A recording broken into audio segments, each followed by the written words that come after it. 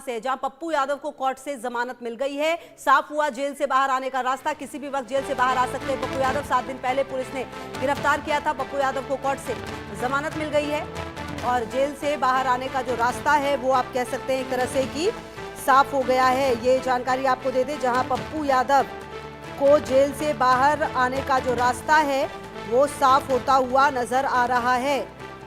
आपको याद होगा कि किस तरीके से जेल गए थे।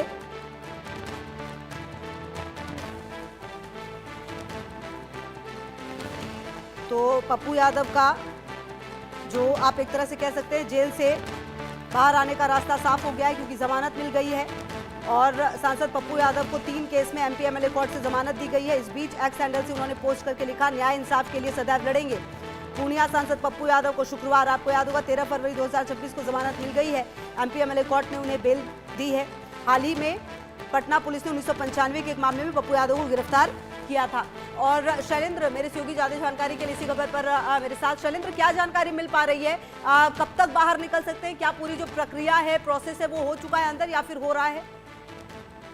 देखिए, प्रोसेस अभी चल रहा है और शाम तक ये माना जा रहा है कि जब प्रक्रिया पूरी हो जाएगी तो शाम को बाहर आ जाएंगे, नहीं तो कल सुबह तो बाहर आना ही है। यानी कि जो बेल ऑर्डर्स हैं उनको तामील कराया जाएगा और उसके बाद ही जो है वो बाहर निकलेंगे। चूंकि सरकार की ओर से एक तरह से कहें कि 2 और मामले उनके खिलाफ खोले गए। चूंकि 2 मामले जब उनकी गिरफ्तारी हो रही थी तो एक मामला उन पर दर्ज हुआ था जो हल्ला हंगामा करने को उनके समर्थकों और उन पर की उन्होंने जो है सरकारी काम में बाधा डाली है। और इसके अलावा 2 मामले पुराने थे, एक 2017 का था, एक 2019 का, और ये पटना कोतवाली से जुड़ा हुआ मामला है और एक बुद्धा कॉलोनी से जुड़ा हुआ मामला है। और तीनों पर यह कहा जा रहा था कि आज फैसला आ सकता है और आज तीनों पर यानी जमानत का फैसला जो है वो आ गया है और पप्पू यादव के बाहर निकलने का रास्ता साफ हो गया। क्योंकि आज का दिन ही है जब वो दिल्ली से आए थे पटना और पटना में आए तो उसके बाद रात में एक कहे कि जो पूरे जो कहे कि ड्रामा, एक हाई वोल्टेज ड्रामा हुआ था और उसके बाद उनकी गिरफ्तारी हुई थी। और गिरफ्तार होने के बाद क्योंकि 2 दिन उनकी जमानत पर इसलिए सुनवाई नहीं हो पाई क्योंकि बम की खबर आ गई कि कोर्ट में बम रखा है और इसके बाद ही न्यायिक कार्य जो है वो हो नहीं पाए। और इस वजह से एक मामले में उनको यानी कि जिस 21 साल पुराने मामले में उनको गिरफ्तार किया था उसमें बेल मिली थी और उसके अलावा उसी समय चूंकि उनको न्यायिक हिरासत में भेज दिया गया क्योंकि दूसरा मामला जो है सरकारी काम में बाधा पहुंचाने का था। और जाहिर सी बात है कि जब उसमें गए तो उसके बाद फिर 2 और मामले खुल गए उनके पुराने जो 2017 और 2019 के हैं और वो भी आंदोलन से जुड़े हुए मामले हैं। और ये कहा गया कि जब तक तीनों मामलों में जमानत नहीं मिलेगी तब तक वो बाहर नहीं आ पाएंगे। लेकिन कोर्ट ने यानी एमपी एमएलए कोर्ट जो है उसने तीनों मामले में उनको जमानत दे दी है। अब पप्पू यादव के बाहर आने का रास्ता साफ हो गया है और बाहर अब कहा जा रहा है कि कुछ ही देर में शायद वो बाहर आ सकते हैं।